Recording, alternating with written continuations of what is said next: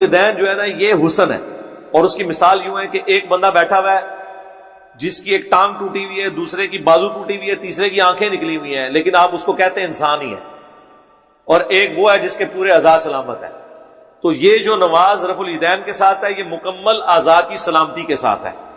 باقی جڑی ہے ٹوٹی پجی لنگڑی بس آپ سمجھ جائیں۔ اسی لیے احمد بن حنبل کا فتویٰ مسائل احمد میں موجود ہے، جب ان سے پوچھا گیا کیا رفع الیدین کے بغیر نماز ہو جاتی ہے تو ان کو کہنا چاہیے تھا ہاں یا نہ، تو انہوں نے درمیانی جواب دیا، کیونکہ حکومت تو حنفیوں کی تھی۔ انہوں نے کہا کہ میں کچھ نہیں کہہ سکتا اس معاملے میں، البتہ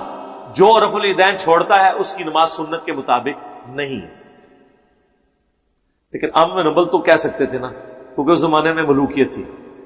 ہم تو اس زمانے میں کہتے ہیں کہ جو شخص جان بوجھ کے رفع الیدین چھوڑتا ہے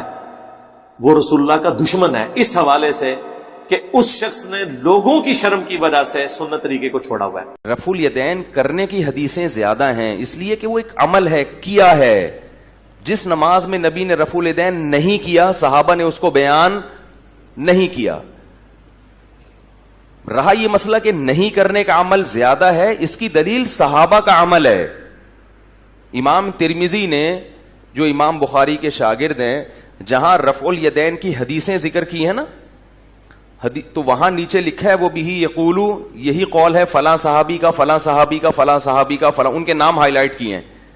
اور جہاں رفع الیدین نہ کرنے کی روایت ذکر کی وہاں یہ فرماتے ہیں وہ بھی یقولو غیر واحد من اہل العلم من اصحاب النبی، یہی بہت سارے صحابہ کا مذہب ہے اہل علم میں،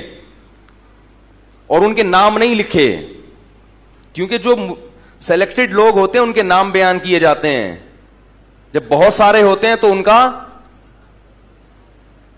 نام نہیں ذکر کیا جاتا۔ میں نہیں کہہ رہا کہ آپ رفع الیدین کر کے غلط کر رہے ہیں، میں کہہ رہا ہوں کہ جو نہیں کرتے اللہ کے بندو ان کے پاس بھی کچھ دلیل ہے، اس کو اختلافی مسئلہ مان لو، بس ہماری جان چھوڑ دو۔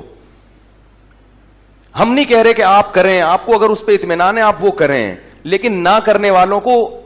انسان کا بچہ مان لیں آپ لوگ، صحیح ہے نا، مسلمان مان لیں، ان کو مان لیں کہ یہ بھی عاشق رسول ہیں۔ اللہ نے اس سنت کو بھی تو زندہ رکھنا تھا نا، تو کیوں خون پی رہے ہو بھائی؟ ہم جب آپ کا نہیں خون پی رہے، جو پی رہا ہے نا دیوبندیوں میں، تو وہ اس کو جا کے پھر آپ پکڑو۔ بعض دیوبندی ہیں وہ مناظر اور وہ رفع الیدین کا انکار کر دیتے ہیں، غلط کر رہے ہیں وہ، لیکن سارے تو ایسے نہیں ہیں نا بھائی، کسی ایک کو دیکھ کر آپ سب پہ فتویٰ تو نہیں لگا سکتے۔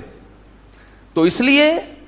ہاں یہ اشکال ہوگا کہ امام ترمذی نے اس کی سند ذکر نہیں کی، تو جو مشہور چیزیں ہوتی ہیں ان کی سند ذکر نہیں کی جاتی۔ یہ ادنا طالب علم جو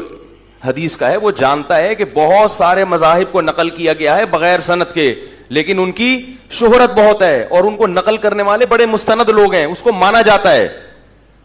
اور یہ خود اہل حدیث حضرات بھی کرتے ہیں یہ کام۔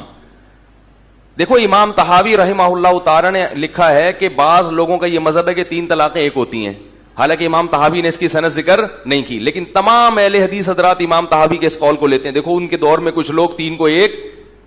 کہتے تھے، حالانکہ انہوں نے سند ذکر نہیں کی ہے، لیکن یہ بہت بڑے محدث ہیں تو ان کی گواہی کو معتبر